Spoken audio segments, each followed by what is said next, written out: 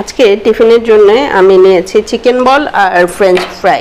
এগুলো আমি আগের দিনই হাফ রেডি করে রেখেছিলাম, হাফ ডান করে রেখেছিলাম। এখন আমি বের করে নিয়েছি সব নিয়ে আমি এখানে কড়াইতে তেল গরম করে প্রথমে চিকেন বলগুলো একটু ভেজে নিব।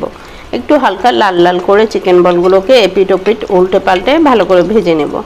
চিকেন বলগুলো আমার একদম প্রায় ভাজা হয়ে গেছে। এখন চিকেন বলগুলোকে তুলে রাখবো। আমি তুলে এখানে আমি ফ্রেঞ্চ ফ্রাইজের মধ্যে একটু লবণ, একটু মরিচের গুঁড়া আর একটু কর্নফ্লাওয়ার মাখিয়ে নেব। এতে অনেকক্ষণ ক্রিস্পিও থাকবে আর একটু স্পাইসিও হবে।